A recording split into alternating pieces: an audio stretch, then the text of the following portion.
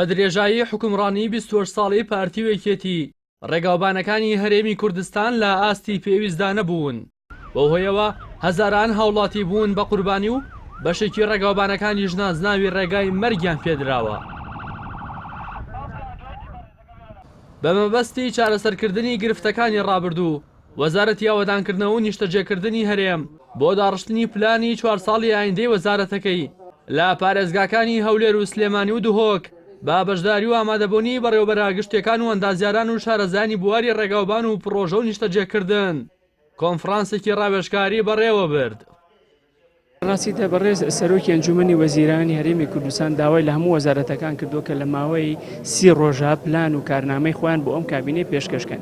بەڕێز وەزیری ئاوەدانکردنەوە نیشتەجێکردنیش ئێمە ڕاستپارت نەک هەر لە سلێمانی بەڵکو لە هەولێر و دۆکیشە لە هەمان کاتا وەرکشۆپێک ئەنجام ئەدرێ و ئێمە پلانی وەزارەتمان بۆ 4 ساڵی داهاتوو دیدەگای خۆمان پێشکەش کرد بە ئامادەبوونی ئەم خوشک و برا بەڕێزانە کە مامۆسای زانکۆی تیا بوو، ئەندازیارانی تیا بوو و نوێنەری ئیدارەکانی تیا بوو، خەڵکی تریشی تیا بوو، هاوڵاتی و بەڵێندەران هەموو ئەمانە بە بۆچوونەکانیان ئەم پلانە دەوڵەمەندەکەن تاکو و پێشکەشی ئەنجومەنیکرد. هیوایم کوێتە بەڕێوەبەری گشتی بەڕێوەبەرایەتی ڕێگاوبان و ئاوەدانکردنەوە و نیشتەجێکردنی سلێمانی دەڵێت هەوڵ دەدەن لە 4 ساڵی ئایندا گرفتی ڕێگاوبانەکانی دەرەوەی شار چارەسەر بکەن.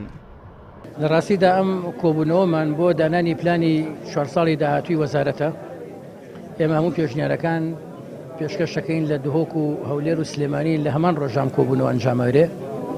هەموو پێشنیارەکان یەکە خەین و داوا لە داواکە ئەبرێتە ئەنجومەنی وەزیران بۆ تەصدیقکردنی ئەو بەرنامەیە. ئەگەر ئەو بەرنامەیە من پێشکەشەکەین جێبەجێ بکرێت هیوادارین لە 4 ساڵی داهاتووە زۆربەی زۆری ڕێگاکان نۆژەن بکرێنەوە، چارەسەر بکرێن، هاوڵاتیان بە سەلامەتی ڕێکان بەکاربێن.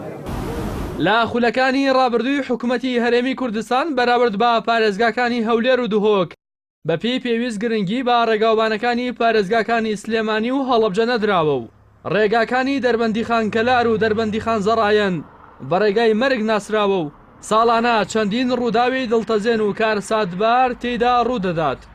هەروەها پردی تووەقوت کە پارێزگای هەڵەبجە و قەزای دەربەندی خان پێکەوە دەبەستێتەوە و بە یەکێک لە پردا استراتیژی و گرنگەکان دادەنرێت تا ئێستا نەچۆتە بواری جێبەجێکردنەوە و هیچ هەنگاوێکی بۆ هەڵنەگیراوە.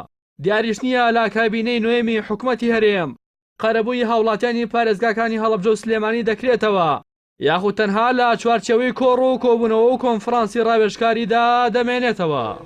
ڕاستی حەمامین، کەناڵی ئاسمانی پەیام، سلێمانی.